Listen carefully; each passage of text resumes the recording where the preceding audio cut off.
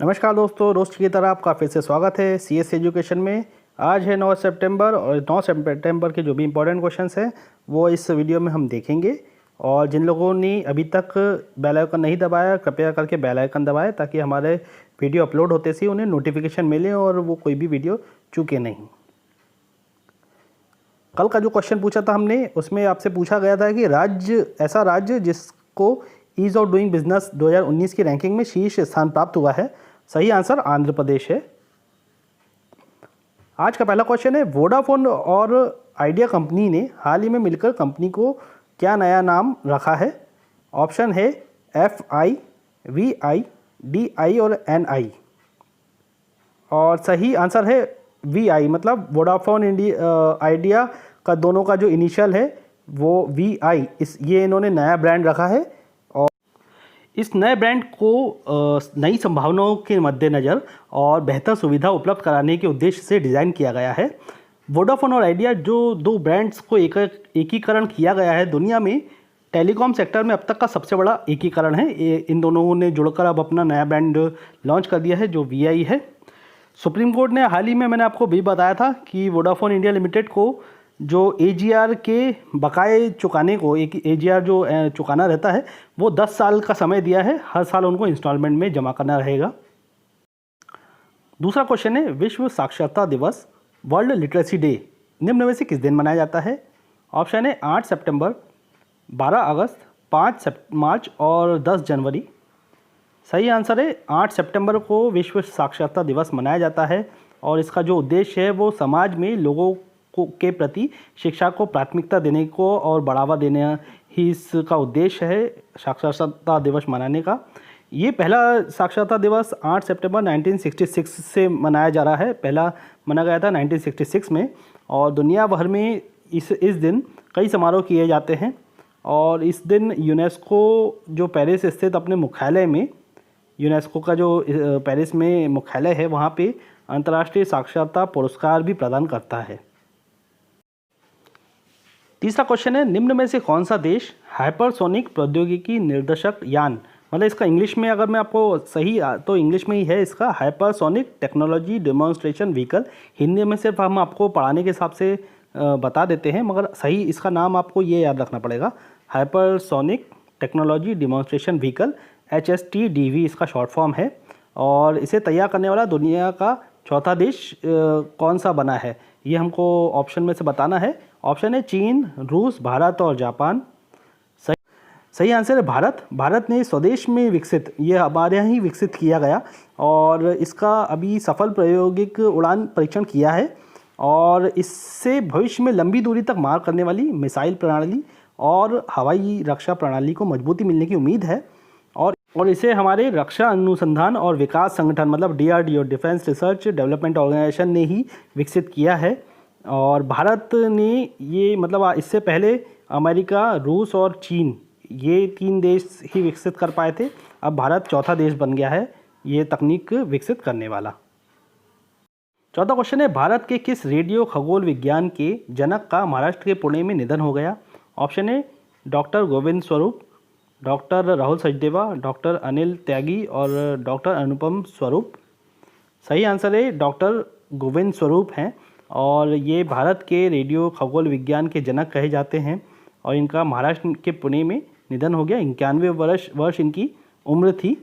और डॉक्टर गोविंद स्वरूप को रेडियो खगोल विज्ञान में फ्रंटलाइन अनुसंधान के लिए सरल, नवीन और शक्तिशाली अवलोकन सुविधाओं के निर्माण में उनकी उत्कृष्ट उपलब्धियों के लिए भी जाना जाता है।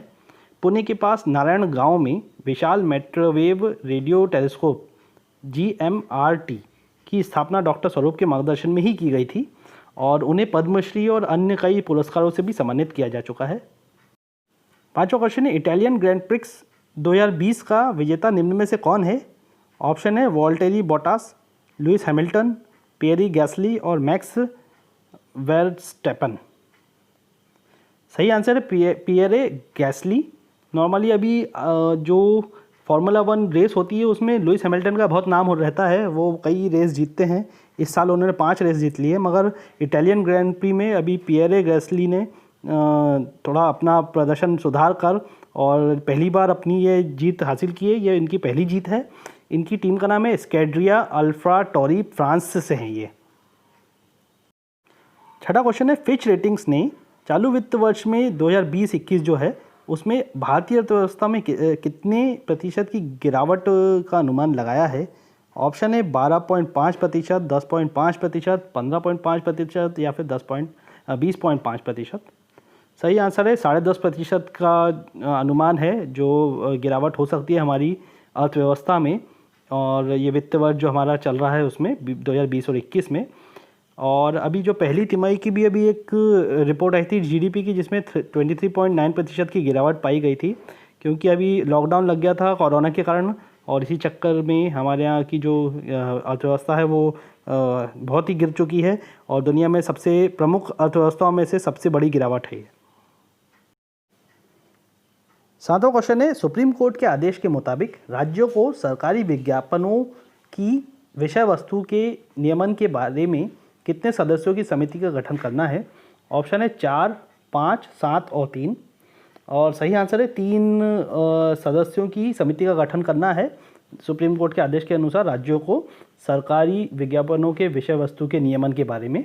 और इससे अभी जो राज्य हैं वो कर्नाटक, गोवा, मिज़ोरम और नागालैंड पहले ही ऐसे राज्य हैं जिन्होंने ये समिति का गठन कर चुके हैं, और छत्तीसगढ़ सरकार ने भी अपनी सहमति दे दी है इस गठन के अंदर। आठवां क्वेश्चन है, दिल्ली उच्च न्यायालय ने केंद्र सरकार को असम राइफल्स के लिए दोहरी नियंत्रण संरचना मतलब डुअल कंट्रोल स्ट्रक्चर को समाप्त करने अथवा उसे बनाए रखने को लेकर निर्णय लेने हेतु कितने सप्ताह का समय दिया है? ऑप्शन है 12 सप्ताह, 15 सप्ताह, 22 सप्ताह या फिर 32 सप्ताह।